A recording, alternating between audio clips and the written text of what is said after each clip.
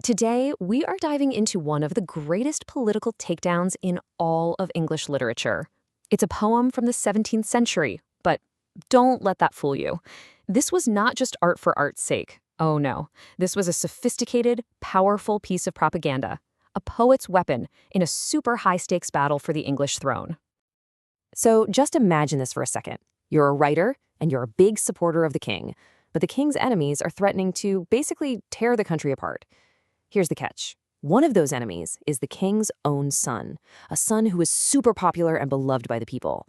So how do you publicly destroy that son's reputation without making his dad, your patron, the king, furious?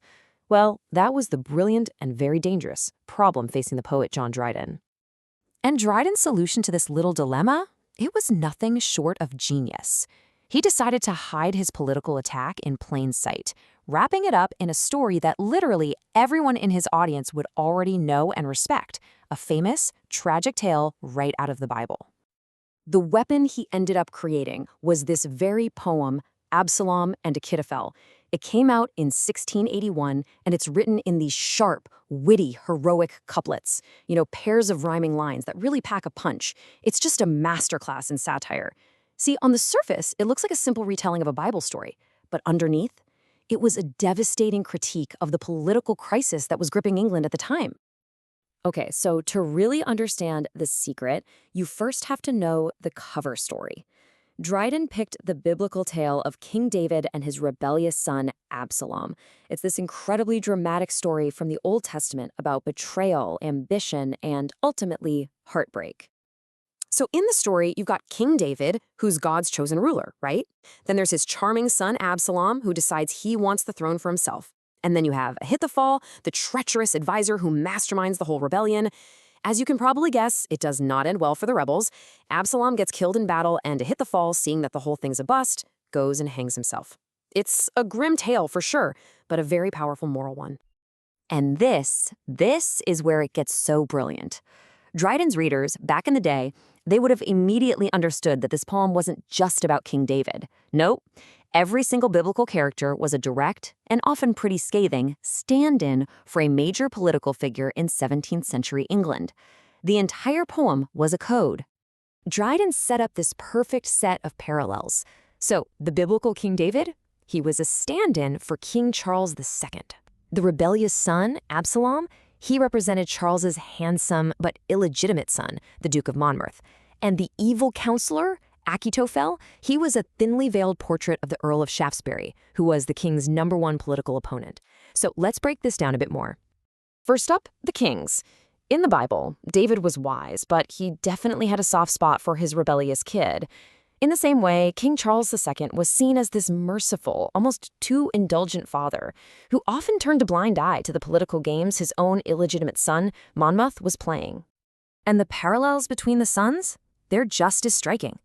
The biblical Absalom was famously handsome, and he used his charisma to build a huge following. While the Duke of Monmouth was exactly the same, Protestant, good-looking, and absolutely adored by the public, who saw him as a great alternative to the king's brother, who was deeply unpopular because he was Catholic. And finally, we get to the true villain of Dryden's poem.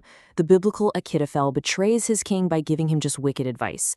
So Dryden casts the Earl of Shaftesbury in this role. He was the leader of the opposition party, the Whigs, and he was ruthlessly pushing Monmouth to be the next king, all so he could stop the rightful heir from taking the throne.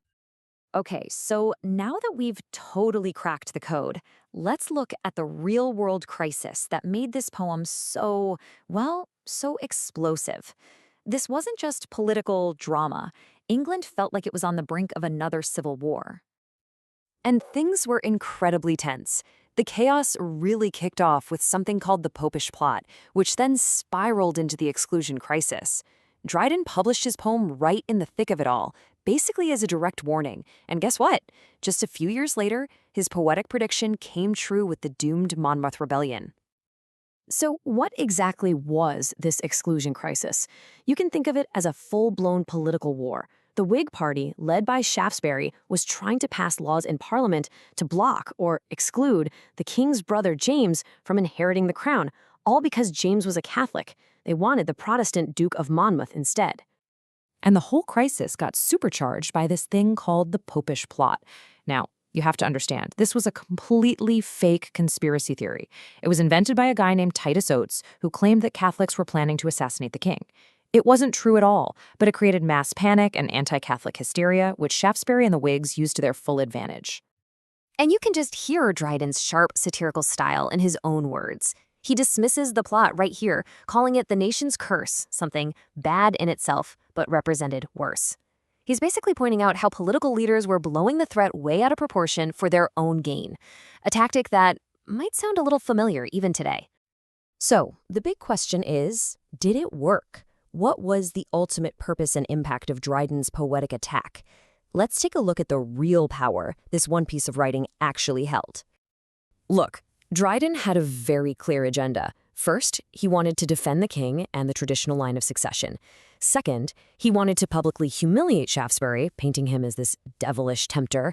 And most importantly, he wanted to send a powerful public warning. Rebelling against a divinely appointed king is like rebelling against God himself, and it is going to end in tragedy. And this is what made using a biblical allegory so incredibly clever.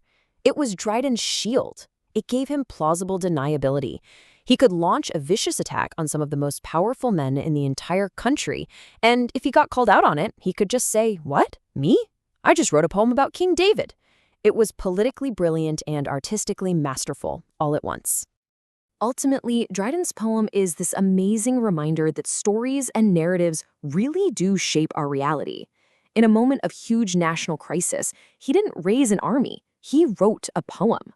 He used a timeless story to frame his enemies as villains and his king as a tragic hero.